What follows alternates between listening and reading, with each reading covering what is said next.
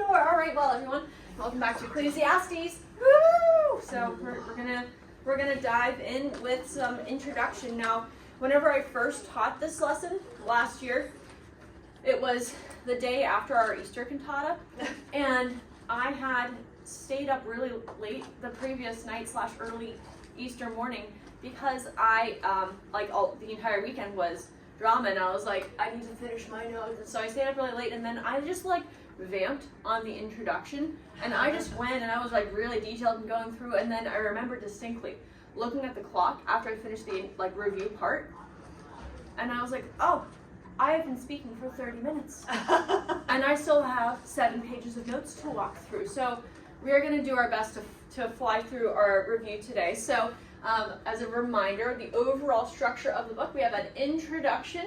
In the middle, we have the 2 sort of halves. The first section on human effort, the second section on, okay, what are humans' limitations, and then the epilogue, which we are going to cover today. So we're gonna dive right in. Here we go. So we started off, and in chapter 1, verses 1 to 2, Kohelet is sort of laying out his thesis. He says, I declare Hevel. And we talked about the range of meaning associated with the word Hevel. We're going to recap it as we go along as well. But the frustration, the foulness, the fleetingness, all the ephemeralness, that's not the word, but things are just sort of escaping, exactly. And he asked the question, what is the gain under the sun? And that launched our first section. We talked about the cycles poem, and we said, okay, everything in nature sort of goes in a circle, and so all toil is Hevel. Then he turned to looking at wisdom, and he said, you know what, my initial sort of analysis is that wisdom as well doesn't accomplish quite as much as I would like it to. And we said that the entire thing centers on the quest for pleasure, and that not necessarily pleasure is bad, but if you make it its end, if you make it the focus of your life, then that too is fleeting and unsatisfactory. We finished out by sort of returning up the chiasm. He re-examined wisdom in the light of death and toil as well. And for both of those, we came to the conclusion there is no lasting gain. There is nothing that benefits under the sun. I don't know if I can go as fast as Mariah, but I'll try to do that. Okay, so then we reach our first enjoy life refrain, which is toil, wisdom, and enjoyment are all from God's hand, and so it is good and right to enjoy them. That was a little bit faster than I was anticipating. Sorry. I was like, oh, that's everything got me. I need my coffee. Then we had our second poem, so it went through that time poem. There's a time for this, there's a time for that, and so we said there's a time for every activity, and that's sort of all ultimately in God's hands. And we asked the question in verse 9, so what is the gain? So all of this activity, all of these things that we're doing in life, what's the gain in light of eternity? And again, we hit our next then, enjoy life refrain. We said, hey, this is what is good. This is what is tov. Not talking about gain, but what is tov. God makes our activities meaningful. It's not our role to say, okay, well, this activity, I'm going to make it last for eternity. We don't have that power. Only God has that power. And so we said, hey, we should take light in the gift. And then as we start to, again, return up the chiasm here, Kohelet starts to re-examine activities and specifically narrows in on this, the first time we're talking about injustice, and saying, hey, you know what, these things, the fact that injustice happens to all sorts of people and that death happens to everyone, this doesn't seem right. This is Hevel, and that there doesn't seem to be gain there. Yeah, so then in chapter 3, verse 22, we get to the third enjoy life refrain, which confirms the message of the second, which is, what is good? What is tov? We should take joy in our activities and in our helik, which is like that lot that we've been given, each of us in our lives, to carry out. It's not ours to see or to accomplish the impact. That's God's work. Alex and I have the opportunity once a month to lead the kids in kids worship. And we take a lot of time, we take a lot of time picking this up. Sorry. Alex too. Picking the songs. We try to learn some new songs. We try to find scripture that matches and pairs and makes it meaningful and communicates a clear message to the kids. But what's the impact? We don't know. We have no idea. Right. And sometimes the effort we're putting into it feels frustrating because when you look out at the sea of kids just like chatting to one another or carrying on, not paying attention even at all, you're like, what's the point? Why am I doing this? But the reality is that God knows what the impact is. And if 2 students that day are hearing what we're saying and they're encouraged by it, like, God's at work. You know? Yeah. So we can't anticipate the impact of our efforts, but what should we do? Should we worry? Should we throw up our hands and say, oh, well, it's not worth anything because I don't see the fruit? Or should we take joy in the hellic that we are given? We choose joy. Amen. Amen, amen. Now, as we slide into chapter 4, Kohelet is starting to revisit some things that he has already talked about, but to go a different direction as well. So he's re-examining these activities under the sun. We talked about some sort of self-centered activities in verses 1 through 8. So maybe looking at oppression and people gathering wealth just for themselves, and you can talk about wealth in terms of relationships and all of these things. And we say, hey, even if they're self-centered and there's no lasting impact, right? It just sort of is frittering away. And then in verses 9 through 16. We saw, hey, there's other ways to look at these things. There are some, especially if you think about relational aspects, where he says, hey, it's good to have friends around you. It's good to have these companions in life. But even so, at the end of the day, it's still helpful. It's still short-lived. It's still insubstantial in the long run. There seems, at least from an under-the-sun perspective, to be no lasting impact. And so, therefore, we have a warning to be careful, because work relationships, work in these different areas, work relationships, and then in chapter 5, that be careful slides into the realm of worship. Yeah, so remember this week, for those of you who were here, we talked about in chapter 5, verses 1 through 7, when we approach God in worship, when we come to the house of worship, are we operating in reverence? And then, for that matter, do we carry that out into the rest of our lives? The fear of God, is that impacting what we do and where we go? We tend to think about worship as this designated time when we sing in church, but it encompasses our entire lives. And it's easy to get caught up in what we're doing in the activity, but we remind ourselves how important it is to fear the Lord in the midst of that. And if we forget to do that, or we decide not to do that, right, what does it look like to live without the fear of the Lord in this Hebel world? We have the pursuit of power and money and possessions, which gain us nothing but darkness, vexation, sickness, and anger. Great. And as we slide then into this next part of chapter 5, we have our next enjoy life refrain.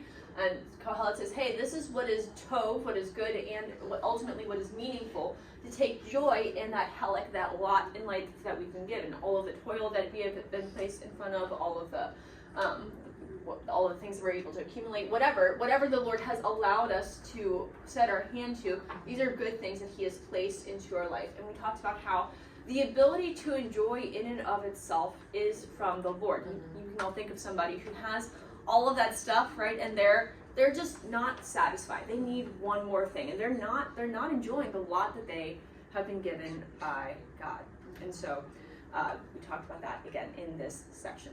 Sliding now into Chapter 6. chapter 6. Okay, 1 through 6, we reach this conundrum, the glitch in the system, where we have all the wisdom proverbs, right? Where if you apply wisdom, it should work well for you. It should work out. But those who honor God don't always get to enjoy their God-given hellic. Yeah. Because death comes to us all, and it's the great leveler, and it comes without warning, right? Most of the time. Yeah.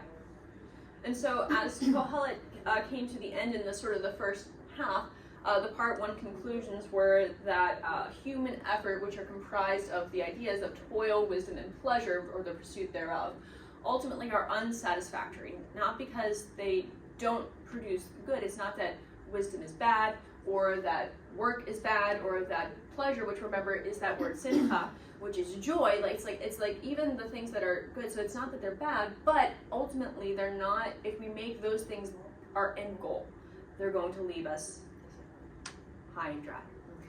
And so then Kohelet says, hey, you know what? There is no gain that I can see under the sun, but perhaps in spite of, or even because of this, enjoy life. And so then we segue into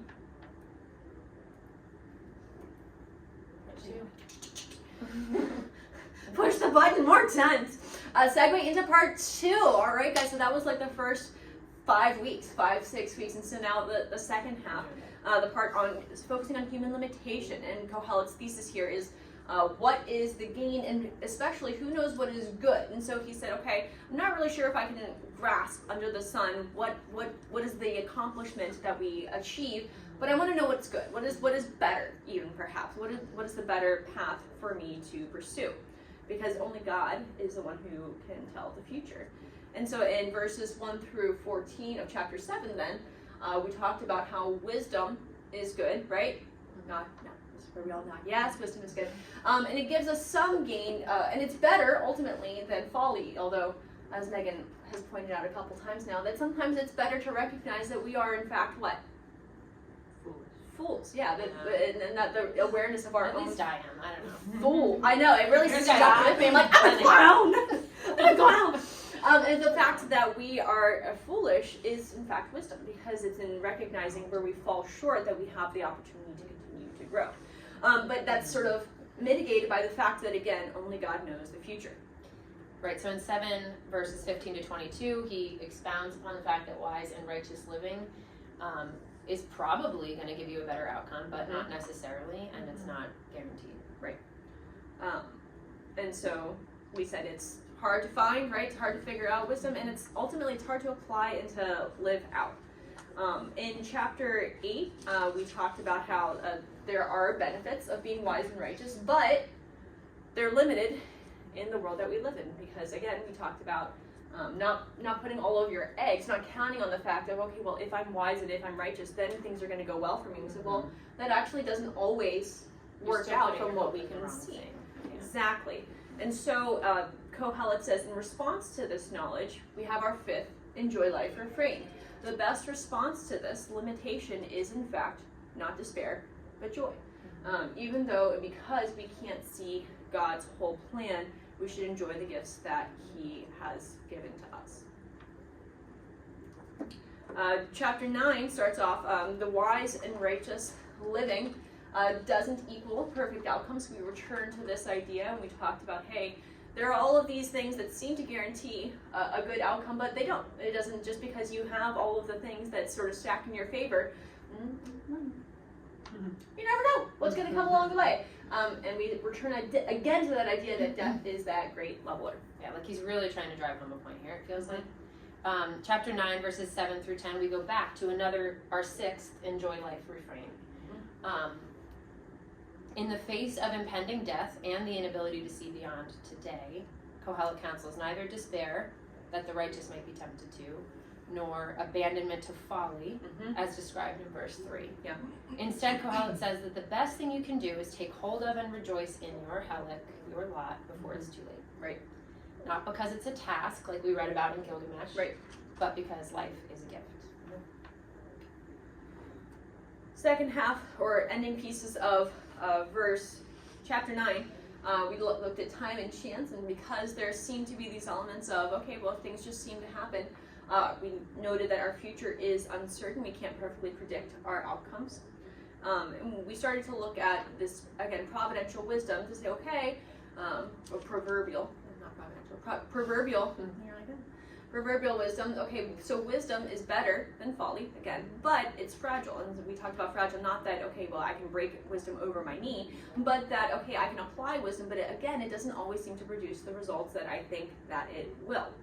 And so we said, hey, wisdom's limitations lead us to unexpected outcomes on a grand scale. So we looked at, okay, sometimes folly is elevated to those positions that we're like, shouldn't the wise be in those positions? And sometimes we ourselves even vote for the people.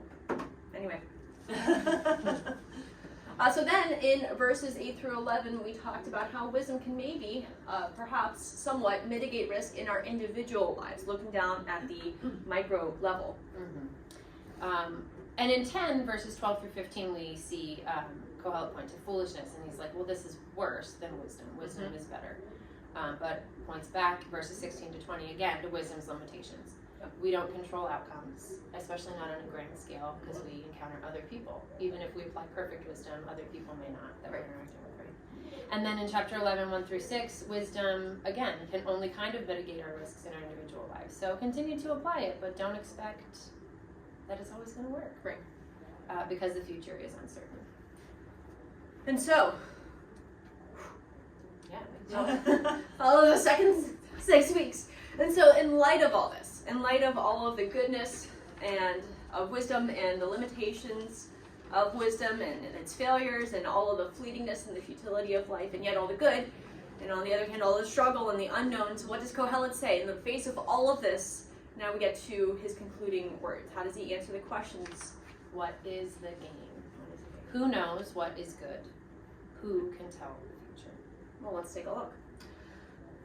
Okay, so Megan, will you start off with these verses? Yep. So chapter 11, verse 7, this is where we're starting today. Light is sweet, and it is pleasant for the eyes to see the sun. So if a person lives many years, let him rejoice in them all, but let him remember that the days of darkness will be many, and that all that comes is Hebel. Rejoice, O young man, in your youth, and let your heart cheer you in the days of your youth. Walk in the ways of your heart and the sight of your eyes, but know that for all these things God will bring you into judgment. Remove vexation from your heart and put away pain from your body, for youth and the dawn of life are Hebel. Thanks, Ben. So if we start and sort of break this in half a little bit, take the first chunk. First we have this idea that light is sweet. Light here can be taken, of course, literally, but you can also think about it as like an equivalent to life. So light and life, the fact that you're alive to be looking at things. But you can also, again, think about it as literally. So light reveals everything, right? So if you're in the darkness, you can't see the goodness that's around you. And if you're in the light, you can see, I think of that God is the sun, and by him we see everything else.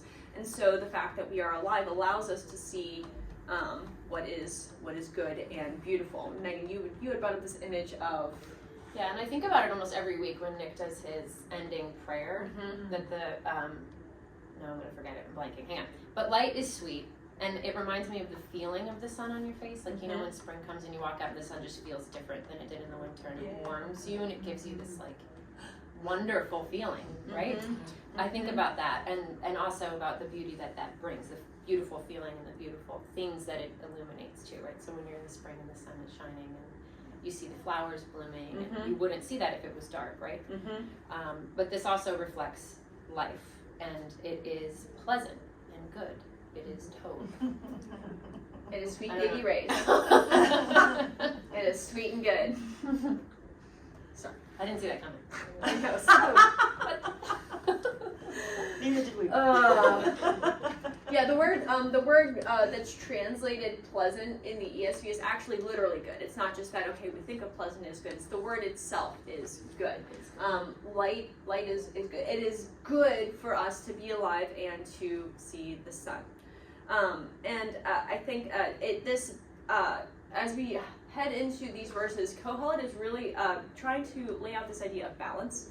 That on the one hand, enjoy the good. It is good for you to be alive and to take joy in these things. But on the other hand, we still need to recognize that darkness is coming. And there are some different ways that people interpret this idea of darkness. First of all, you can think about it literally as, not literally, we'll do the figurative one first, because it's next on the screen. It's fine. So you can think about it as old age. We're going to see that we have the poem about old age coming, and so you can think about the years whenever the enjoyment of life is coming to a close, or as some may argue. You can also think about it as death itself, so whenever the world literally goes dark to you because you're not seeing what's going around you anymore.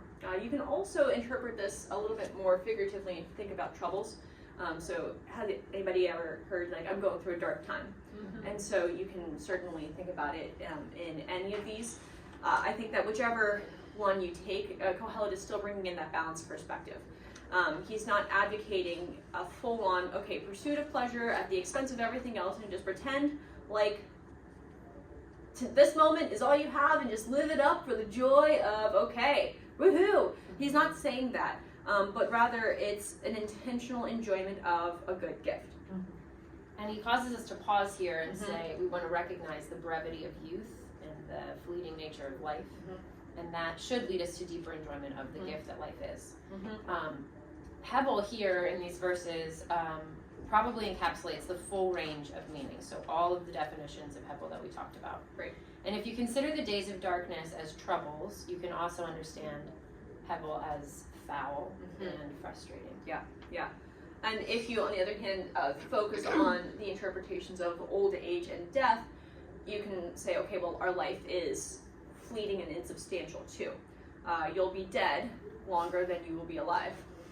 And so what will we do with the days that we have been given? This might be a little sidebar, but this made me think of, anybody know the silver chair story? And at the end, this is a spoiler, I don't know if it's been out a long time, but anyway. Spoiler alert. At the end, Eustace asks Aslan if Prince Caspian is dead. And Aslan answers, yes, he has died. Most people have, you know. Even I have. There are very few who haven't. Yep. That was for free. and it's again, it's that sobering, okay, reality. The reality is that death is coming for each one of us unless the Lord comes back. And even then, our opportunities on earth will be over. And so, again, what will we do with this time that we have been given? So which one of these is it? Don't put a gun to my head and make me pick, because I will say, well, it's probably all of them, because that's what the flexibility of Hebrew. All of them are meant. But all that we have is this moment in time. And I think that as for us, even as we think about whether we're going through an easy time or if we're in the middle of a hard time, when life is dark and your soul your soul sort of cries out, Hebel, like that there's a reality that is coming for all of us as well. And it kind of points to like death on the horizon for all of us, right? And we understand that each moment is a gift to be treasured, even in those seemingly dark moments. There's beauty to be seen. Right. And it made me think of the Brandon Lake song, As Long As I'm Breathing, I've Got a Reason to Praise. So as we look at now the second half of these verses, there is some debate as to whether you're saying, okay, so rejoice, O young man, in your youth, whether that means take delight in the fact that you are young or rejoice while you are young. I do think that there's flexibility there for you to do either. I think it's more the emphasis of during the time of your youth, but I mean, all right, you could say either way. There's parallelism there, just in case you were looking at parallel structure. Rejoice in your youth, let your heart cheer you in the days of your youth, just sort of fun stuff. And then we have this idea of youth. Megan. So what's especially important, why is it especially important to get these lessons while we're young? It makes ask the question, like, what are the benefits of being young? Flexibility, more like physically, right? You're more flexible, but also maybe in terms of like your mindset in life, right? Yeah. You have more energy, you have more time. I would suggest that you have a little more, not foolishness, but like naivete. I don't know if that's how you say the word. You're unaware of so many things, and so you're eager about the world in a way that when you grow older and you see more of it, you're maybe a little bit less. So, and it made me think of all of the songs and the poems that say something to the effect of like, you don't know what you have until you don't have it anymore. So when you're young, you should appreciate the thing that you have. It's good for you to acknowledge in wisdom the gift of youth. Right. So it's in essence, take hold of the opportunities and the wisdom that we can get before it's too late, before we become stubborn and unwilling to hear. Or unable to hear. Or unable. Before we don't have any energy to do anything besides sit at home and drink tea, before we run out of time. So take advantage now before it's too late. I think it's important to note that Kohelet isn't counseling, again, hedonism here. It's not like he's all of a sudden like, okay, just no. He's still holding this balanced perspective. People get sort of freaked out at walk the ways of the heart and the sight of your eyes. This is just a set of images to say, hey, whatever the things that you experience, again, the opportunities that God lays before you, whether it's something that a desire that He places in your heart, a calling on your heart, or something, an opportunity that He places before your eyes, go ahead and do that thing. Take advantage of the opportunity. Yeah, and find balance, right? We'll come back to the part about judgment. Be judgment. This life is not all that we're living for, but it is what we're given. Mm-hmm. And so it's our lot, it's our helic, which Mariah likes to point out that I like to talk about. I like to talk about the deck of cards. How are we going to play them? That's a good question. Mm-hmm. Can I change it? Nope, I can't. Don't be judgment. Don't be judgment. But there will be judgment. There will be judgment? Is that what that was for, maybe? Because. That's what it is. Oh, because of judgment. Because judgment is coming. I was like, that doesn't make sense at all. Why did I do that? Because. BC, because. Okay. Anyway. The line about vexation and pain, remove vexation from your heart and put away pain from your body. I don't know about you guys, but I would love to be able to put away pain from my body, you know? And you're like, oh, you're so young and full of vigor, but also full of pain, okay? So, so you're like, Kohelet, what are you talking about? What he's talking about, I think, is that in order to enjoy life and the opportunities that we are given, we have to get rid of things like, the term vexation is this idea of low spirits or being discontent with your circumstances. So put away the things that even pain, so even something that you actually can't get away from the physical pain. I'm sure that we can all think of people who, I remember, like June Carroll, who was really badly crippled at the end of her life, and she was just sitting at home and she really couldn't move or doing anything, and you would go in like to encourage her, and you would come out so encouraged because she was just so full of joy that even there at the end of her life, where her days were coming to a close, she was able to put away pain from her body, to remove vexation from her heart, because she was able to say, okay, no, I'm choosing joy. And I think that that's the idea that Kohelet is talking about here. That's good. We also see, and you think about it, like the younger someone is, we're all very young in this room. You know, that's not what I'm saying. But when we were a little bit younger, maybe, or even our kids, we see this, right? This tendency to like fret over things that don't matter, right? Like the fits that our kids throw, or even in youth group, those of you in youth ministry, I feel like there's things that the students may focus on that you're like, okay, this doesn't matter, right? Stop, it doesn't if matter. only you knew. I mean, I feel like I've got like a little bit of a glimpse. Just wait. Right? But hopefully as we get older and as we live a little bit more of life, we start to be able to sort of parse out, okay, this matters and this doesn't. Like, I'm not going to fret about it anymore. Right.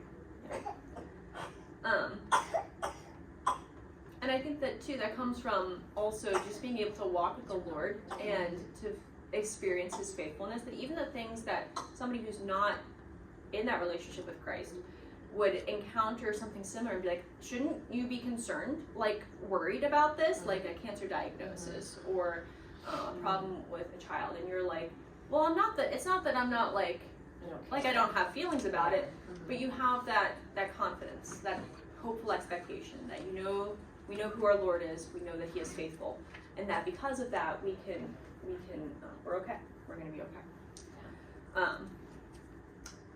Why don't you go ahead and just jump ahead? So why does Kohelet talk about enjoying life when you're young? Well, he says youth is fleeting. Youth and manhood are vanity, and the capacity for enjoyment goes away at some point. Youth. Oh, the word for youth. I'm going to try and read it. Shakareth. Sounds great. Okay, Shakar is related to a word that means black, because youth is the time of black hair before the grays pop up. And vanity here means fleeting. So I often like to think about the verse, charm is deceptive and beauty is fleeting. Yeah. And what's the rest of that verse? You guys know? But A woman without rest. yeah, or the woman who fears the Lord is to be praised. So I look in the mirror and I'm like, ugh. Didn't look like I looked 5 years ago or 10 years, whatever. And then I remind myself, I'm like, hold on. A woman who fears the Lord is to be praised. I can put my best foot forward physically as far as my appearance, but what really matters? Right. Yeah, what really matters Isn't. That's not what really matters. What? Yeah, exactly.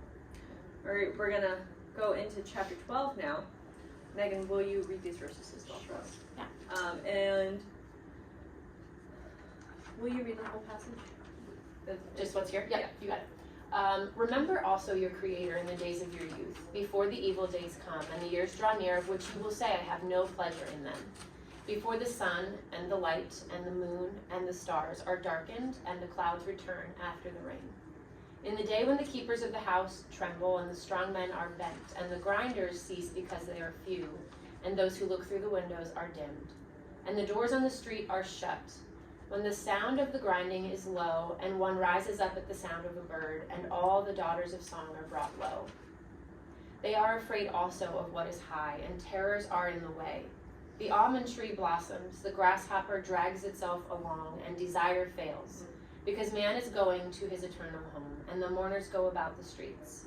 Before the silver cord is snapped, or the golden bowl is broken, or the pitcher is shattered at the fountain, or the wheel broken at the cistern, and the dust returns to the earth as it was, and the spirit returns to God who gave it.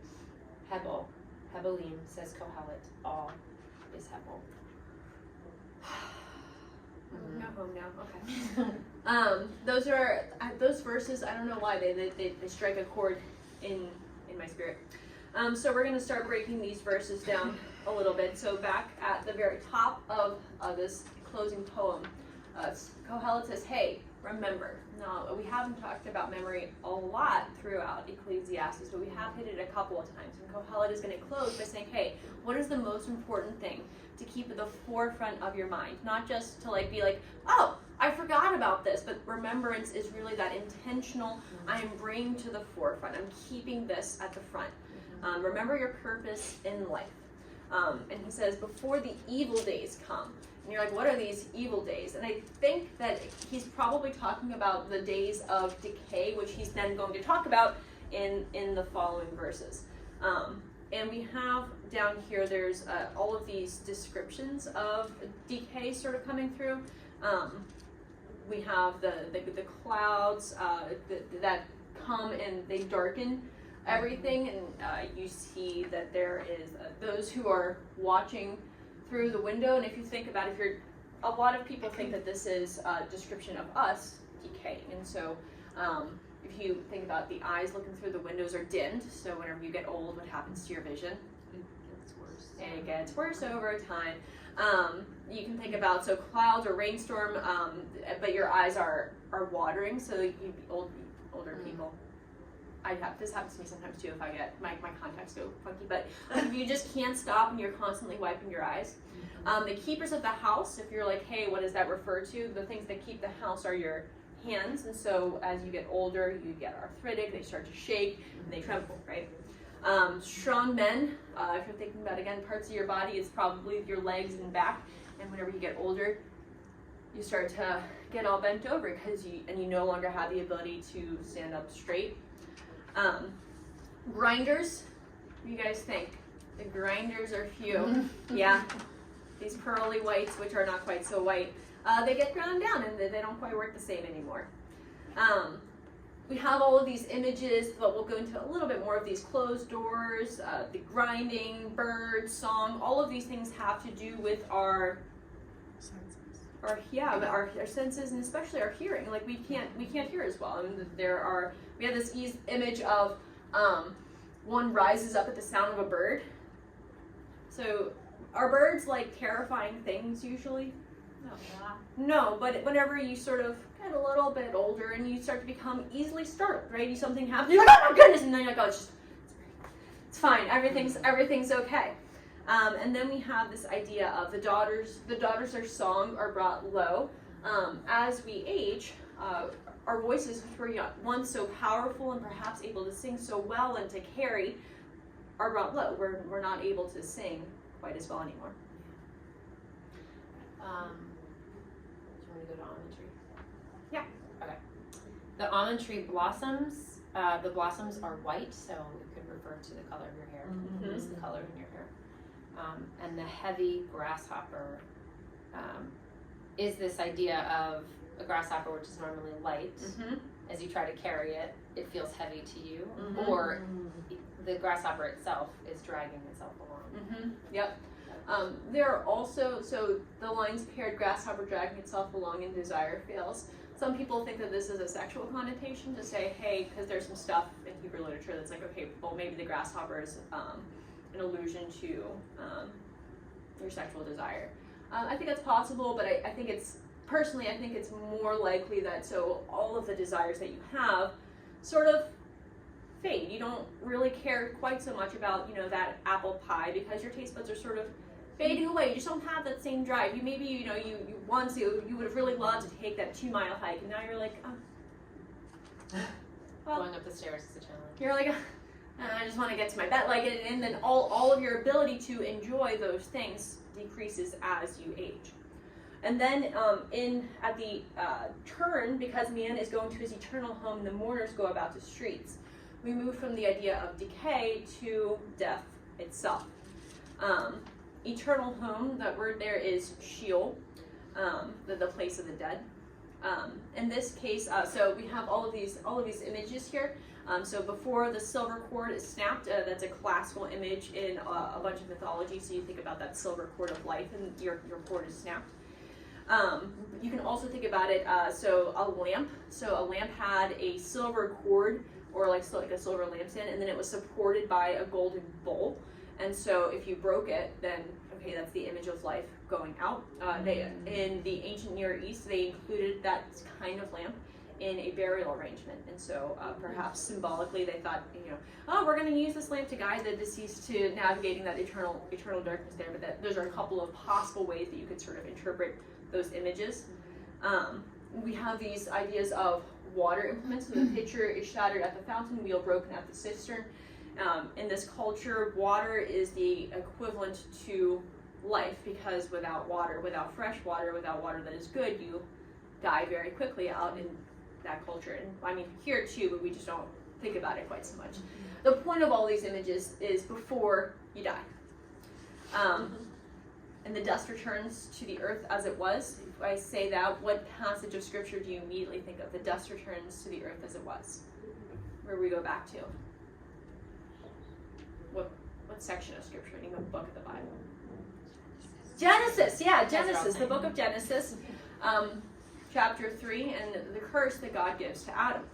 To Adam he said, because you have listened to the voice of your wife and have eaten of the tree of which I commanded you, you shall not eat of it.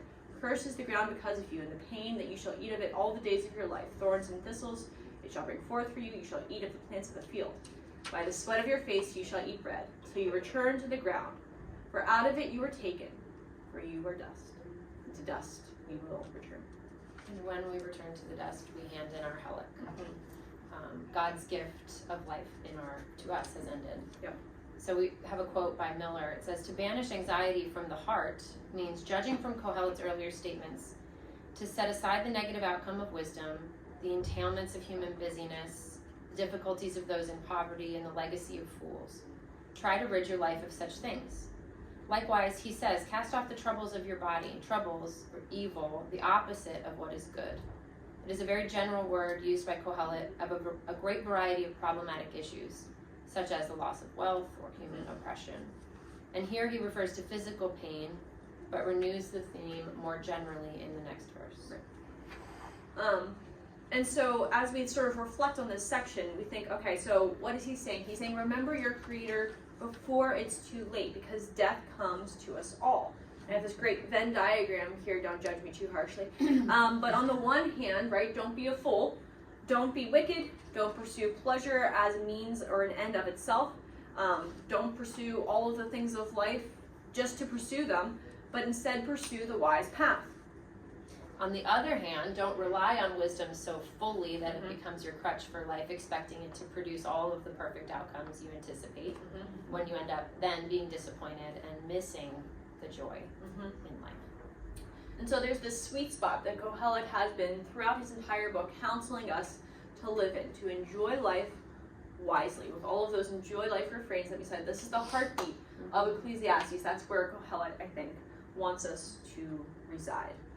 And now we have the postscript here, Megan. I'll go ahead and read our postscript. Besides being wise, Kohelet also taught people knowledge, weighing and studying and arranging many proverbs with great care. Kohelet sought to find words of delight, and uprightly he wrote words of truth. The words of the wise are like goads, and like nails firmly fixed are the collected sayings. They are given by one shepherd. My son, beware of anything beyond these. Of making many books there is no end, and much study is a weariness of the flesh. The end of the matter, all has been heard. Fear God and keep his commandments, for this is the whole duty of man. For God will bring every deed into judgment, with every secret thing, whether good or evil. So what we notice, and we're going to present a couple different options, what we notice about this section is that it reads a little differently than the rest of the book, and he kind of switches the voice is changed from first person to third person. So it's possible that there's a different person writing, like adding in an edit, like this editor person putting in this postscript. And if God is God enough to have inspired the text of Ecclesiastes, he's God enough to inspire the postscript as well, right? Right. It's also possible, though, that this is sort of functions like an about the author section. So, whenever an author writes the book and then they're like, also, this is a little bit about me, and they sort of go off. And it sounds kind of different from the rest of the book because they're talking about themselves. That kind of also seems plausible to me. That he says, hey, besides being Kohelet, this is also sort of about me, and sort of goes on to add some additional things. Either way, so I don't know if it really matters one way or the other, because the message of Ecclesiastes, I believe, is inspired all the way through. And so, if you put a gun to my head, I kind of think that it was all written by the same person, but I could be convinced the other way. Either way, the postscript is affirming the goodness of wisdom at the end of the book. Right, and affirming too that he didn't just wander into a cave and like ramble for a few hours, and that he's like coming out with this, and that it's actually this is good stuff. Right, so he went about all of that, all the things he wrote, he went about them carefully, and he was really seeking to set before something that was correct and good. Right. And one final sort of note about authorship, there's nowhere in this thing, and especially here even at the close, we don't have any notes that Kohelet is giving us, hey, I'm telling you these things because I'm coming out of this situation of being out of fellowship with God, and now I'm coming back into fellowship with God. That's missing. So I do hesitate to say, well, this is Solomon sort of repenting at the end of his life. I don't know. It's just not very convincing to me. Again, if you're like, no, I want to fight you on that, I'm like, that's cool. But it doesn't seem to be convincing there. Now let's look at some of the actual language here. So we have, so he sought to find words of delight, uprightly he wrote words of truth. The words of the wise are like goads, like nails firmly fixed with the collected sayings. Just like I say every day, right? The words of the wise are like goads. No, we don't use those things. And so if we think about what are goads were used for cattle and for herding things, and so it was, sort of guiding them in the right direction. They're not always pleasant. I don't know about you, but our journey through Ecclesiastes has not always been pleasant, but they're good, they're helpful, they guide us in the right way. And then if you think about nails firmly fixed, they're the things that help to provide a solid foundation. And so he's saying, hey, these things are laid out, they're solid, and they're written by just one person, so given by one shepherd. Some people do say, okay, that you notice that it's capitalized in the ESV, saying, hey, I'm affirming that this is inspired, this is from God. That's one possible way to read it. I think it's perhaps maybe more plausible that he's saying, I wrote the book. So this is all for me. I'm affirming the authorship, sort of like in Paul's letters, whenever he comes in at the end and says, hey, see, I write this with my own hand. Kind of like that. You can read it either way. So, I don't know. Verse 12 says, my son, beware of anything beyond these words. I think you can definitely read it as a warning to be careful about other wisdom that's written out there. So say, hey, I can vouch for this stuff, but other stuff, I don't know, just be careful. Beyond this though, I was in my application, I broadened this out to just be careful of becoming too invested in reading and hearing and learning, both from and if you need to leave, now's your peace out time. Go with Godspeed. But I like to spend a lot of time listening to podcasts and listening to audiobooks and then studying. And as I've confessed a number of times, I really like to study. And I like to just sort of overwhelm myself with information and just sort of, okay, I'm here to read and to read and to read, to learn. And then sometimes I do so much on that side of the spectrum that I don't allow myself to take the time for the things that God has placed in my life. For the people like my husband or my family or the ministry opportunities that I have, or if I'm supposed to be working on my Genesis study and instead I'm listening to a Jane Eyre audiobook, and you're like, again, I'm not sure if that's exactly what Kohelet is specifically focused on, but for me that was where my mind went. Yes, we wanted to pause and ask the question to ourselves and to all of you: how will we be changed by what we learned from this book? Right, because we spent 13 weeks going through, and so we don't want to just be like, okay, that was a whole bunch of learning, so glad that I went through that class, but how will we be changed? And so we have this final conclusion, whether it was written by Kohelet or someone else, and the first major emphasis that we have is fear. Fear God, keep his commandments. And I don't know, there's judgment that is coming, right? God will bring every deed into judgment with every secret thing. And I don't know exactly how eternity works, right? Revelation tells us that there's not going to be any more crying or pain anymore. The former things have passed away. And we know that right now, in light of Christ's sacrifice, we have the gift and the access to eternity with him. Right. But we also know that we will receive judgment for what we've done with what we have. And we have this idea that this is the whole duty of man. It's possible to read it not just, the word duty isn't actually in the original language, that's inserted in because they're trying to try to guess what's being meant. But I think that it might be better to understand it as Megan just described it. This is the whole. This is the whole of man. This is all of what we have, all of what we do at the end of the day comes before the Lord. And so what will we do with this? We're going to be judged for all of it. I don't know what this is. Oh, that's the oh, I thought one, you're beautiful. Thank you, but what else? Is beauty all that matters to you? What else is there? No, it's not just, it's beyond all of life. Not just our beauty comes before the Lord, but all of life. And so judgment, we have this idea of judgment. Whenever we come into God's presence, I think that we're going to be made aware of every moment of our lives, which is terrifying. Well, people get that image, right, of like the movie, your life is projected in a movie form. Like, that sounds. But we'll be able to see maybe every good moment too. So the moments of delight, the moments of the sun warming our face or seeing a beautiful sunset, moments where we apply wisdom well, where we struggle and push back darkness in this world, where we are quietly content with what we've been given, with our helek, and with those that we love. Right. And when we enjoy, we truly can take joy even in the work, the hard things that God has given for us to do. And on the other hand, I think we will see those moments where we acted in anger, where we broke a vow, where we frittered our time away, where we were lazy or anxious and striving. It's all going to be there. Yeah. All of it is encapsulated, right? All of it's captured in the eyes of the Holy God now and forever, and we'll see it maybe then too. But how long does that moment last, Mariah?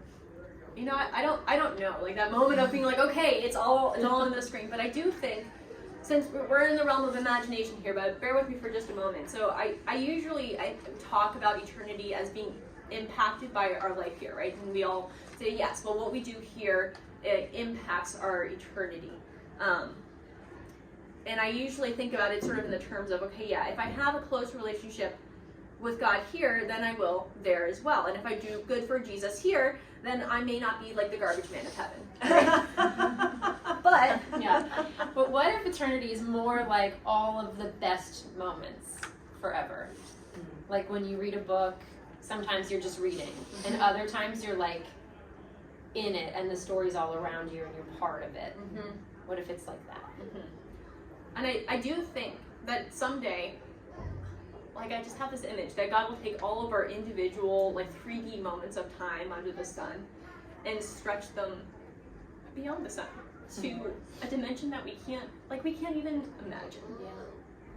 And so we raised another question as we were talking about this, like the what if, our experience here and the way that we live, the way that we appreciate and allow for ourselves to see God's goodness all around us in the things that He's made and the people that He's made and the relationships that we get to experience and the love that we get to feel,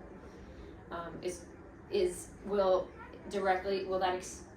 that directly affect the way that we experience God in heaven, the way that we can be aware and really appreciate God's goodness. Right. And I don't know how this works for somebody who perhaps experienced real hurt, real trauma, or whose life was cut short. Like, I don't know. But that is where fear of the Lord and that faith really, I think, comes to play. Especially in your youth. Yeah. So who is our God? Is He good enough and wise enough and powerful enough to right the wrongs I think of the world? I think so. His judgment is just, and it's not just that retributive judgment where He says, okay, I'm going to pay you back, but it's a restorative justice. He is the one who is able to somehow make us whole again. And so, though, if our moments from today will stretch into eternity, again we ask, what are we doing with the moments that we can give Him? And so, as we really come to the close here, I think we've seen that Kohelet's assertions in Ecclesiastes are pretty accurate, right? Like, so our experience in life is Hebel. It's fleeting. Our time just sort of goes away before we even have a chance to register that we're awake and we're here. Like the nine's gone. And it's flimsy. So our most exhaustive efforts, the best things we've accomplished here on earth, greatest adventures, even if we achieve those things, they melt away. Yeah. Like a sculpture in the summer sun, ice sculpture. Yeah. And even whenever we seek the wise path, our days are filled with toil, disappointments, and trouble, and that's frustrating. It's a frustrating experience. And our experience on earth can be foul. It's finite, it's cursed by sin, it's limited, and sinful people hurt us and produce harmful outcomes in our lives sometimes. We see the oppression of the poor, the elevation of the wicked, and the ruin of the righteous. And all of this, like, whenever I see all of that in the world, I just want to cry out, this is hell. This is wrong. But it's here in this moment of the recognition of our fallenness and fragility that I think we can find that pathway of faith.